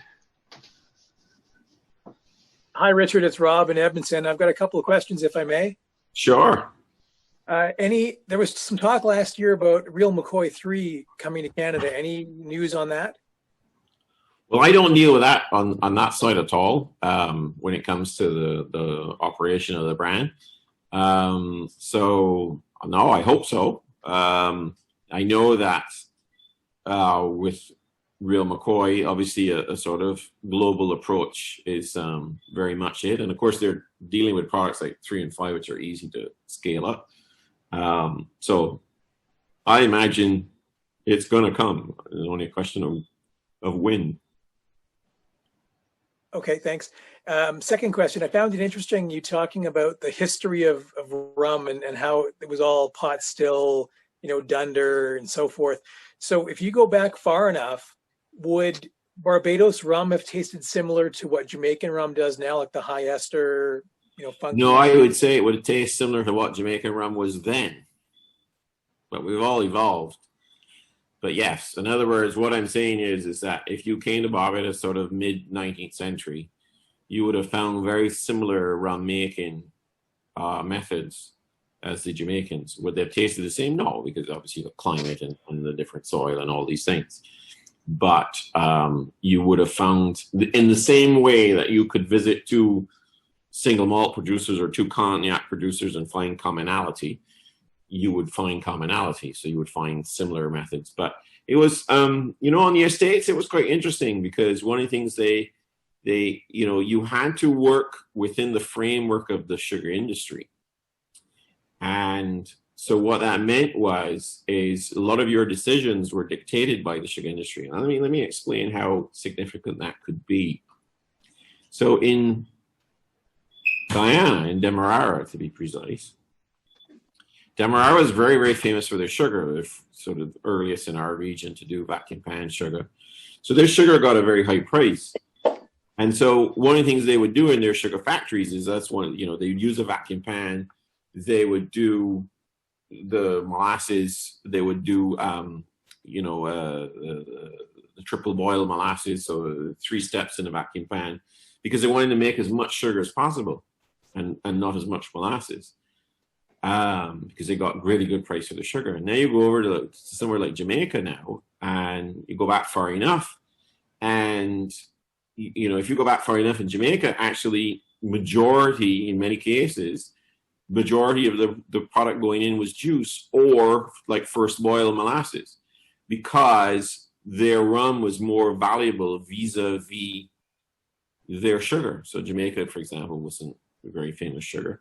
One of the other factors that hurt Barbados and caused a lot of shrinkage of distilleries in Barbados was because we were very famous for our molasses. So a lot of sugar estates in Barbados would primarily make molasses. In other words, they didn't make crystal sugar at all. They would make this very high grade of molasses, which Barbados is famous for. And in other words, just like there's a generic term Demerara sugar, there's a generic term Barbados molasses. You can go to the States and you can find bottles of Barbados molasses sold. They're never made in Barbados. Just like you can find Demerara sugar that never came from Demerara. And so, of course, that affected whether an estate made rum. And in a lot of that period, the formulation of Barbados rum was actually juice dominant, because the molasses was so high in value. So, a lot of these things were driven because, again, I have to take you back. When you go back, you're talking about an agricultural product and you're talking about a commodity. So you're not talking about a product in the same way as we do today. And so a lot of decisions and the way things were done were driven by, economic factors. It's very interesting. And of course, Jamaica was very, famous for its rum. I mean, in the 19th century, it was a dominant player. And they would use, you go back far enough and Appleton's advertising their rums. Either they're saying their rums from juice or basically what we would call syrup, because it's more valuable for them to turn their sugar cane into rum than it is into sugar. And then you get the other side of the coin for any of my Trinidadian friends. You get Trinidad, when rum prices were low, Trinidad would dump their molasses because it wasn't worth converting it into Trinidad rum. Oops, sorry, did I say that? It's true. I'm going back fairly far. Huh? But so all of these things played a role. So when I was making the juice and doing the long fermentations, people said, someone said, people thought, well, is this something new to Barbados? No, it's not new at all. And I actually hate calling it high ester rum, but it's one of these terms now that has sort of stuck. Maybe hopefully in the future we'll get rid of it, like dark rum or gold rum. It's not really, the esters are the consequence, not the. As I try to explain, they were making these rums long before anyone analyzed them to count the esters. It's just the esters became the proxy when we did, in other words, the late 19th century is a great period of discovery and scientific inquiry. And so it's people researching and analyzing, and it's like, well, what gives Jamaica rum this fabulous aroma? And then, they research, oh my God, look, it's the ester count. So, but, so when you make a certain type of rum, the esters go hand in hand with it, but it's not the count that we're after. It's the style of rum that we're after. That was a good question. A second, I can ask a quick question. First of all, Richard, I just want to say thank you for this. This has been absolutely awesome to hear your information and learn more about the Foursquare distillery and my pleasure through the process. I wonder if you could tell us a little bit about I think the two newest ones. I know I'm going to say them both wrong. Redoutable and Sassafras. Redoutable. I thought Canadians would get that one. You're supposed to learn French. No, I'm St. Thomas, Ontario, so we're quite far away from the Quebec side of it. So my French importer told me that having a French name rum, which was Détente, because Redoutable was only arrived, was very well received in France. Nice. And that was actually amusing to me, because one of the things that when I decided to call the rum Détente, I actually thought it would be boring in France, because to them it's just a French word, whereas for us, the word has a historic meaning and stuff. But apparently, no, it's very well received. So maybe I'll have more French names in the future. But yes, Redoutable. Sorry, you want to know a little more about it? Yeah, just more of like. So Redoutable is a 14-year-old rum, and it is a blend of 14-year-old rums that have been either aged in 14 years in ex-bourbon or 14 years in ex-Madeira. So again, this gets back to my point about casks, not for finishing. We buy a Madeira cask, we use the Madeira cask to age rum, and so we have Madeira cask rum that's 14 years old because it's about cask, and so then we blend. Now, I've heard a little bit about people comparing it to Criterion.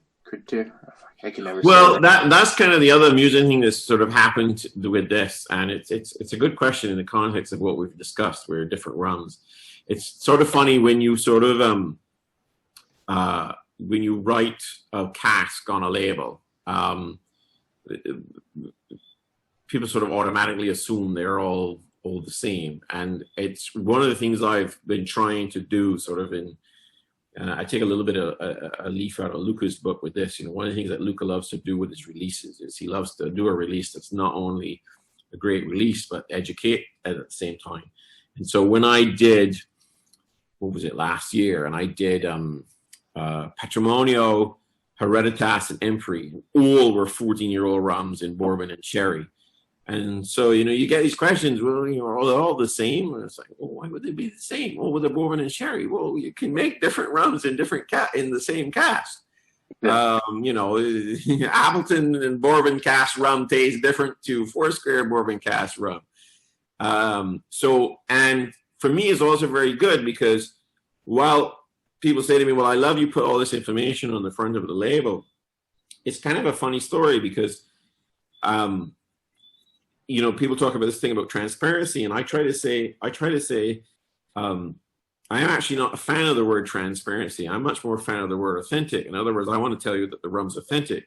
Am I going to tell you every single thing about the rum? No, because one, I want to leave a little mystery. But two, I don't want to reduce a rum to a laundry list of parameters. So yeah, what's happened is I've written bourbon and Madeira on the label, so everyone's gone, whoa, hang on a minute, Criterion, that's bourbon and Madeira.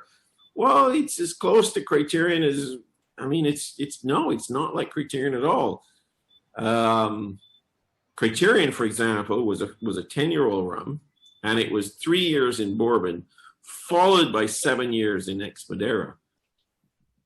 And those ex-Madeiras were actually old refill ex-Madeiras. So very, very different rum.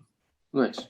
So when I did those 3 bourbon and sherry cask rums, Patrimonio, Hereditas, and Empire, one of the fun things I had about it was seeing people try them and they're going, oh my God, they're different. Yeah, they're different. Nice. And what about yeah, that's why people are saying criterion. But and as I say, it comes back to this thing about transparency. And in some ways, I've had a discussion about labels, and for me, what a label should do is there's kind of sort of three things a label should do. I'll try to hopefully I remember them now. The first thing the label should do is to aid you with gauging the price. So that's where an age statement comes in. So if I got Red Tab, on the shelf for $120 or whatever, you need to know things like it's 14 years old. To know. Sorry, before that, the label should be clear what it is. So, sorry, that's the simplest one. So if it says rum, it shouldn't have sugar in it because that's a liqueur. So it should say rum. If it's rum, it should have rum in it. 2, there should be information there to guide you on the value. So that's very important. And 3, the other information should be there to aid your enjoyment. So the reason why we write things like bourbon cask and Madeira cask is that's supposed to not make you think that they all taste the same, but to help you to enhance your enjoyment of it.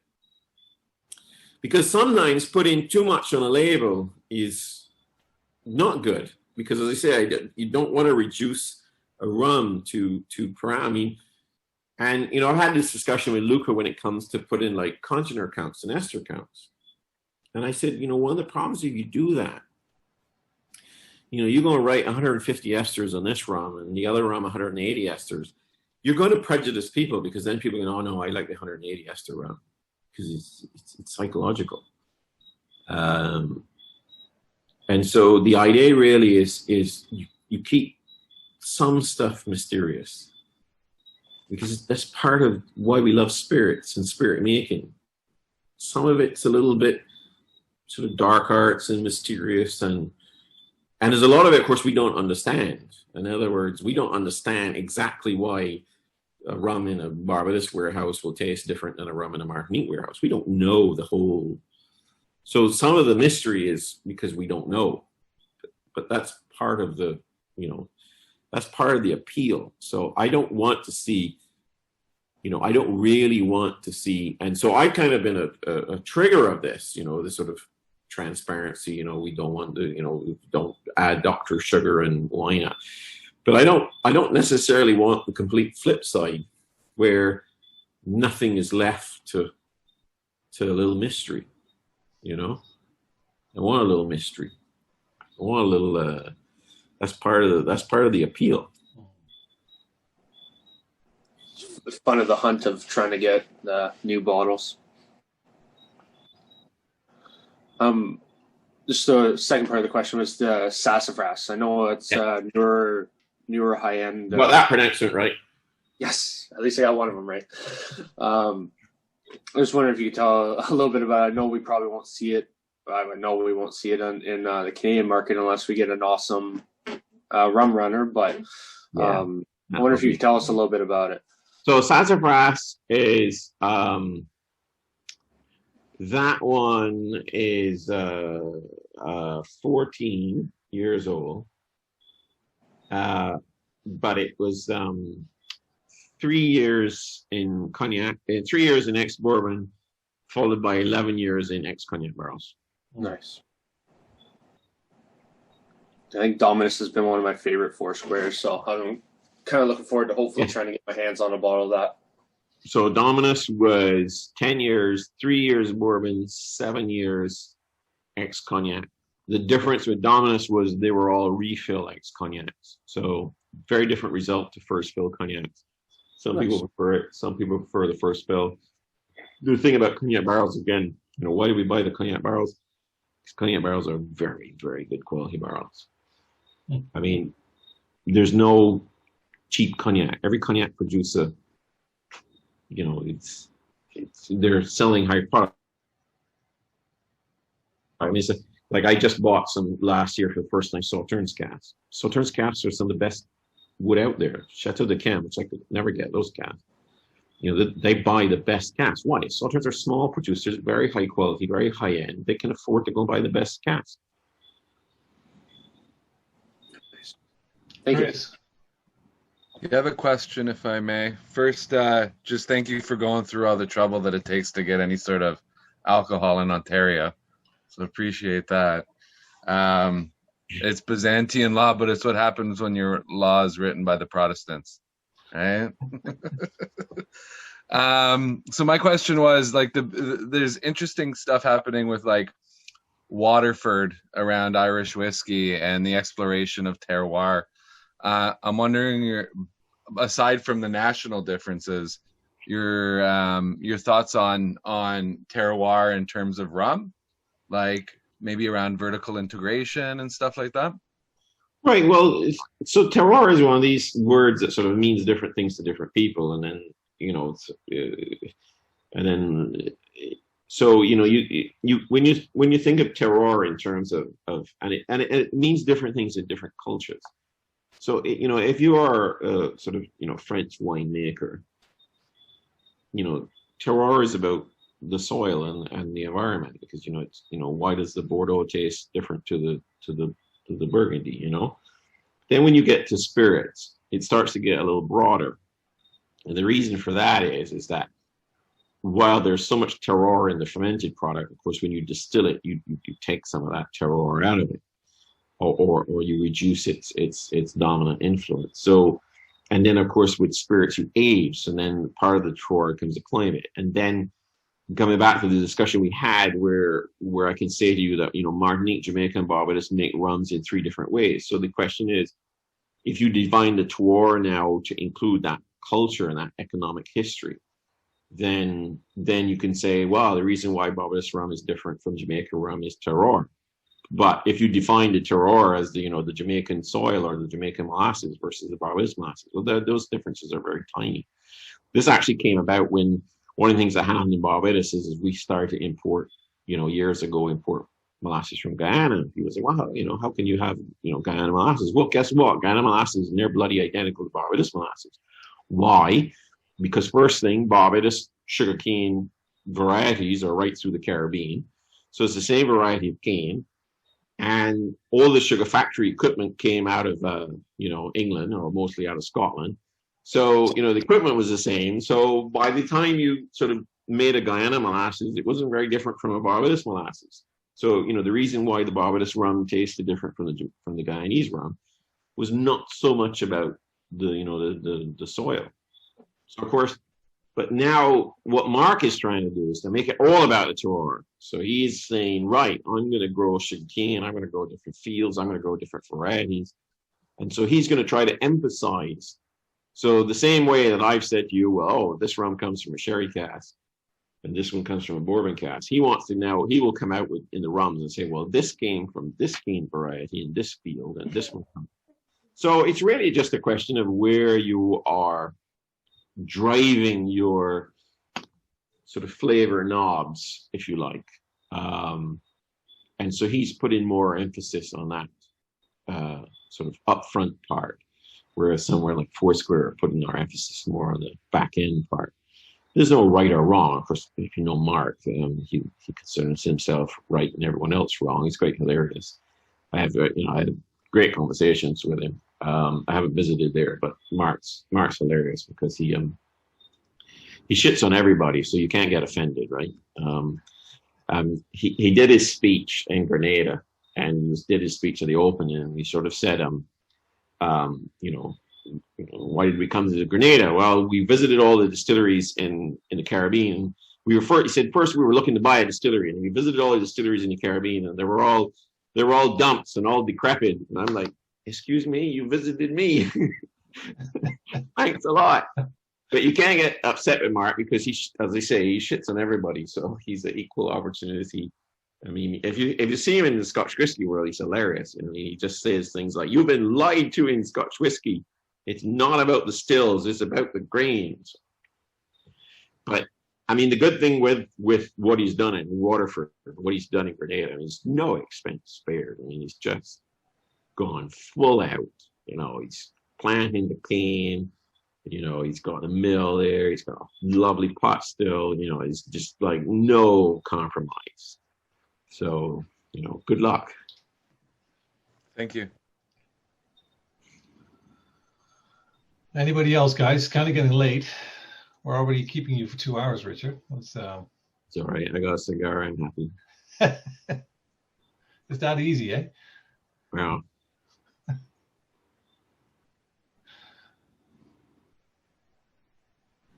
Does anybody else have any questions, guys and girls? Yeah, don't be shy. Yeah. It's Canada, so you're allowed to answer very simple questions, because I'm assuming that you live in a very deprived spirits environment. What did you call it again? North Korea? I call it North Korea, the spirit world. It's not that bad.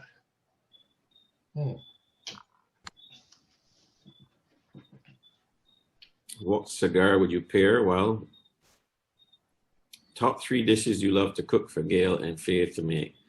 I don't know if I can narrow it down to 3.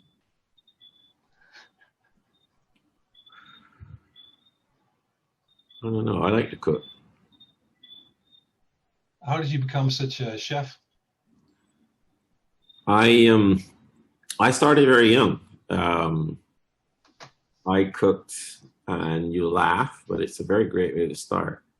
So I started by cooking pizza. And it's very good because you learn about the dough and baking. You learn about sauce. And I just went from there. So I started cooking when I was about, I don't know, 11 or 12. I love to cook. So I think, I was sometimes asked, how come you got into rum? And I said, well, probably the love of cooking. It's probably a very easy jump over. How did you learn how to make rum, though? Well, that's the thing, in Barbados, you don't really learn. You just grow up with it. And it's not, I've often explained this, it's not so much a technical thing. It's more of an experience thing. So, you grow up. And that's of course, why you end up making your own style. Because, of course, you grow up with that style. So if you grow up drinking Barbados rum and smelling Barbados rum, that's the style you make, and that's the style you love. But it's experience. It's just experience. So, it's not about, did I know how to operate a still? I do know how to operate a still, but it's not technical side. It's much more about knowing, is this a good distillate or not? And that's kind of what goes wrong for a lot of the little craft distillers, is that they don't really have a clue, and they really listen to their friends, and their friends tell them, yeah, it's great, and it's really shit. And they don't really know, the beauty of growing up in Barbados, or you grow up in Jamaica or whatever, you're just in an environment where people know. So, you grow up with blenders and people who know what they're doing. So, the cask stuff, for example, you learn from people who have been dealing with casks their whole life, all the prep techniques. And I had great help from a very famous Scottish cask guru, Jim Swan. He's the one who guided me on to sherries and Madeiras. So I had a lot of good outside help as well, not just in Barbados. But it's experience. Is there a favorite rum cocktail of yours or the staff's? To be honest with you, I tend to be very boring and prefer to just drink rum neat. But I am partial to a corn and oil.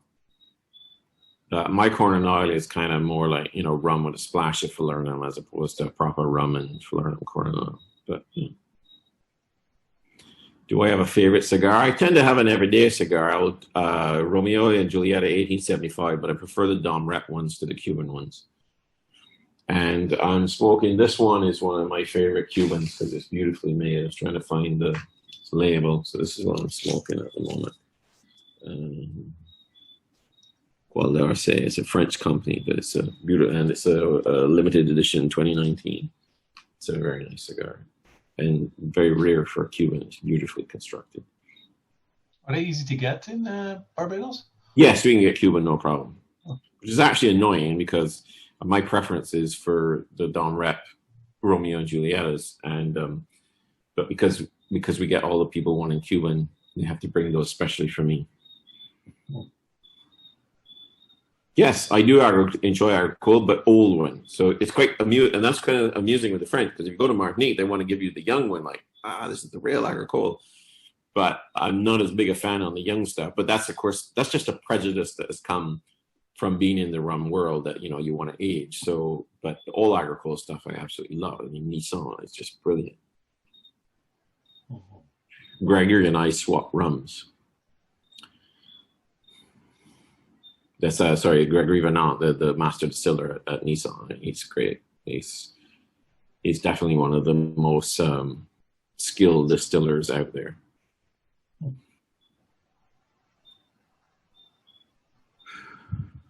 John is asking if you think it's sacrilegious to enjoy your rum with Coke.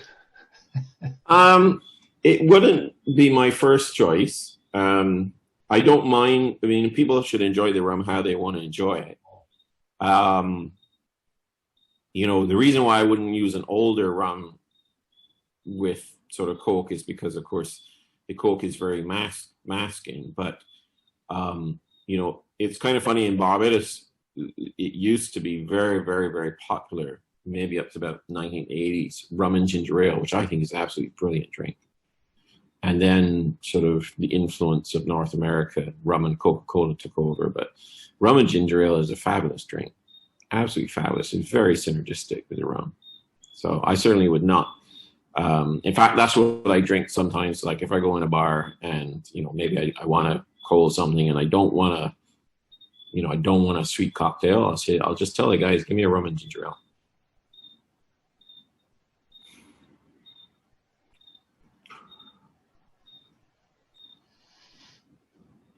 And of course, some guys love rum and ginger beer. That's a little too gingery for me, but that also goes very well.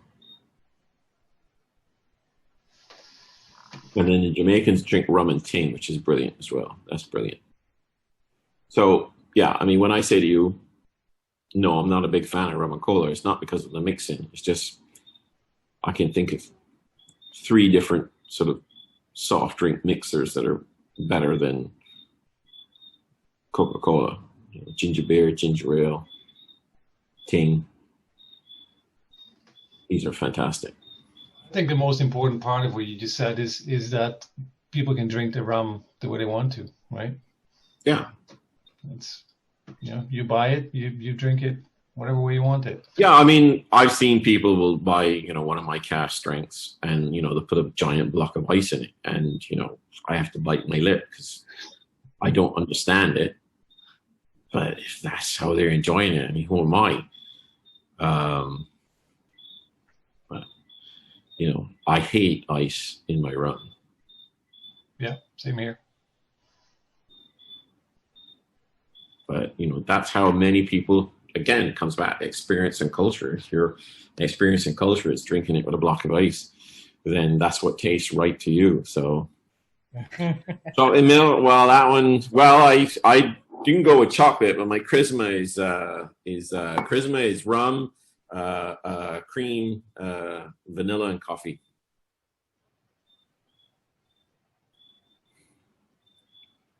Hey, Richard, has the COVID affected your operation in a real tough way this year? No.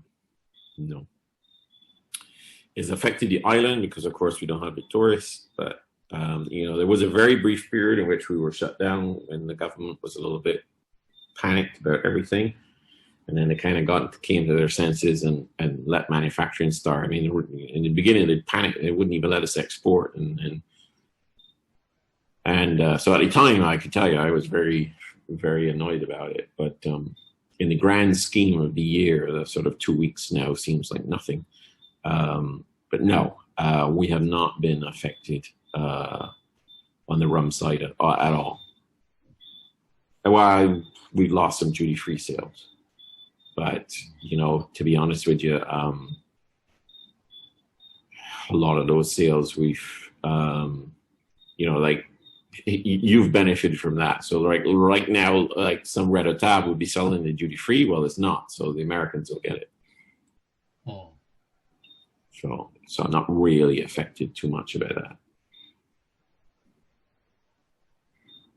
It's just the travel, right? And you know, the news surrounding the travel and new releases and stuff. I find it's dried up a lot of news and excitement around rum. Well, you see, that's the other thing why I say not affected as well, because of course we haven't been able to go all the shows, but no one else has. So it's not like we've had a disadvantage. It's not like, oh, well, Whiskey Live went on and all our competitors were there and we missed out. It didn't exist. And the other good thing is that, of course, we've had massive sessions like this, massive, and they're good. These are good sessions. I mean, we've even had ones during Rum Fest that were hilarious because they were at a bar, so there were people in a location, but my presence was on the TV, and it's comedic. But so you know, we've still been able to talk to customers and do stuff, and Whiskey Show did a most incredible virtual show that you could possibly think of, and so you know, it you know, we've not been negatively affected by not attending the shows. Is it a benefit in that sense that you guys are kind of small and you know that we can actually, you know, like this, communicate with you directly? That's what I'm saying. In other words, our strength has always been, you know, I was one of the first that was doing these master classes in London in the early 2000s. Because we can do these things, and you know, and so in a sense, yes. Lots of small intimate things where, and of course you're very focused here because it's, you know, it's and it's very interactive here, more so I think than a live event in terms of what you get out of it. So I think for us, I was planning to scale down my presence last year, 2020. So in that sense, it didn't bother me as well. It actually made it easier for me to miss things because they didn't exist. So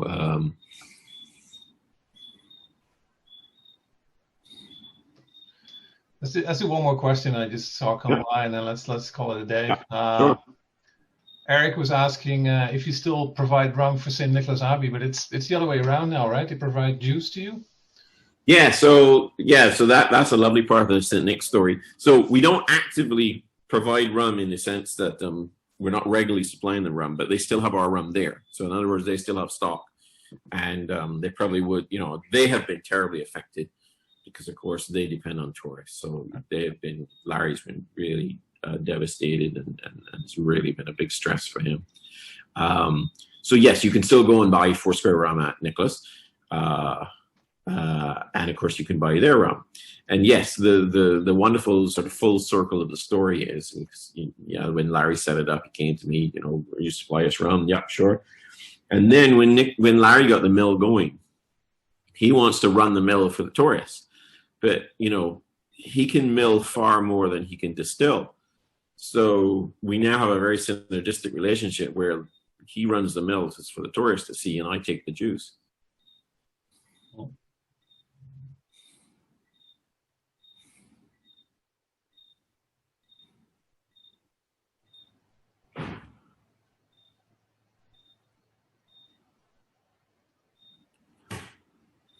Yeah, 10 years older is, yeah, right. Yeah, I don't think he has anything from mine that's 10 years. Everything he has of mine is quite a bit older. And I think his stuff maybe 8 now or so or whatever. Yeah. So what you do is you probably find that he has a big gap in his ages. So there's a whole bunch of stuff up to 8 or 10 years old. And that's his. And then I think my stuff will be like 12 or more and up. It's a puppy show. I promise Robin puppies.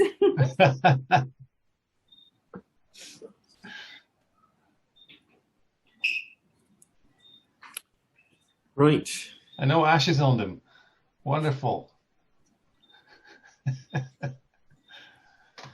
Well, this was awesome, Richard. Thank you. You're very welcome. Tara had the brilliant idea to Gotta do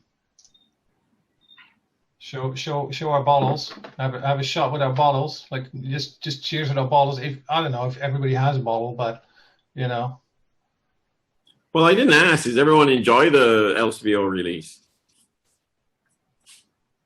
Well, I did. How about everybody else? There we go.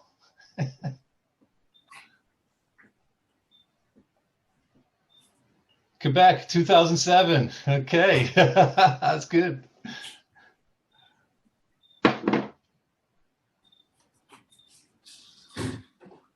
In a few days, they comes to me. The LCBO release?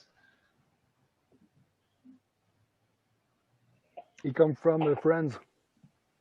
So Eric, thanks. Okay. All right, thanks, Richard. Thanks, everybody. Thanks for all the questions and everything. This was absolutely fantastic. Thank you so much. Thanks, Richard, and thank you, Ivar, for organizing. No worries. Yes, thank you. It's great.